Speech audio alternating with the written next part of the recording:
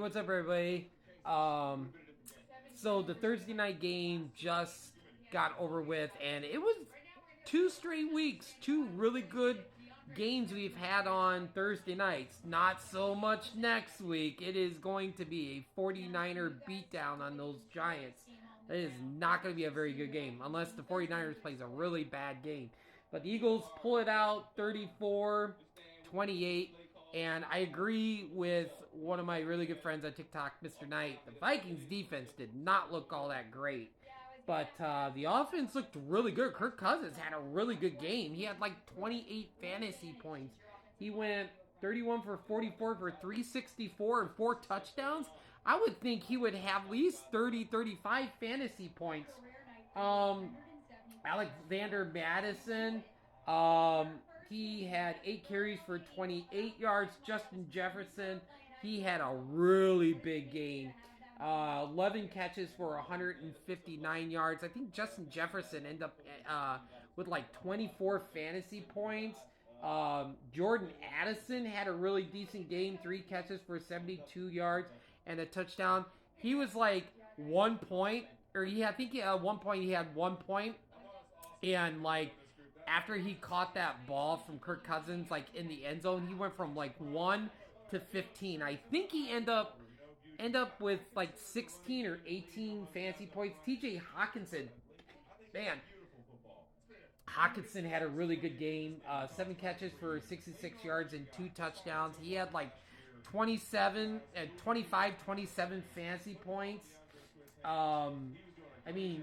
Jalen Hurts had a really good game. 18 for 23, 193 yards and a touchdown. Well, he had a really good fantasy game, but Jalen Hurts looked really good out there. 1 touchdown, like I said, 193. DeAndre Swift. Oh my God, DeAndre Swift really came through for me tonight. Had like 27 fantasy points, 28 carries for 174 yards and a touchdown. He had a monster game. I'm so glad. I'm like, man, just start Swift.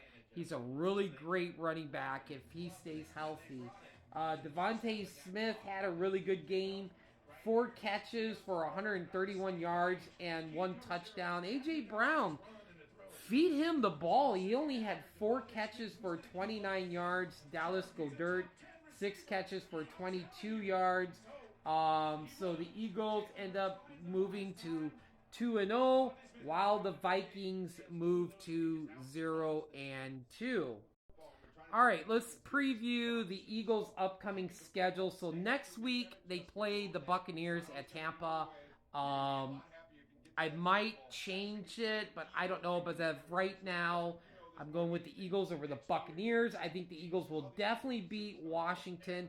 If the Rams beat the 49ers, I'm just going to be like, ooh, that might be my game of the week. If the Rams stay undefeated against the Eagles and the Eagles stay undefeated, that's going to be my game of the week, I believe. I think the Eagles won't have any problem with the Jets, Dolphins, and Eagles. I think that's going to be another game of the week for me.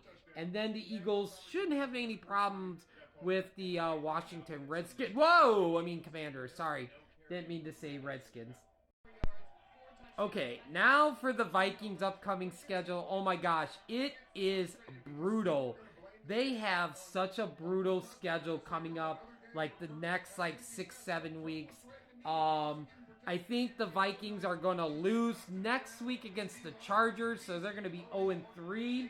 I think the Vikings in the following week after the Chargers, I think they're going to get their first win against the Carolina Panthers. Then they come home to play Kansas City Chiefs. Probably, as long as everybody stays healthy, there is no way the Vikings are going to beat the Chiefs.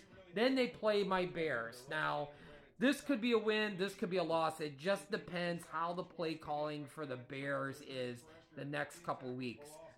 It is in Chicago, so that's a good thing. But I don't know. I could see this being a loss for the for Chicago Bears, or it could be a win. And then they play San Francisco, and then they play the Packers. That is a brutal schedule for the Vikings, man. But you're a Vikings fan, yeah, it's going to be brutal for the next couple weeks. So anyway, that does it for me tonight. Really good game. Like I said, next week is 49ers and Giants. I hope the Giants can somehow make it a competitive game with Saquon. You know, I don't know. But I think the 49ers are going to probably shut down Saquon Barkley. But anyway, have a great night, everybody. Take care. I'll talk to you soon.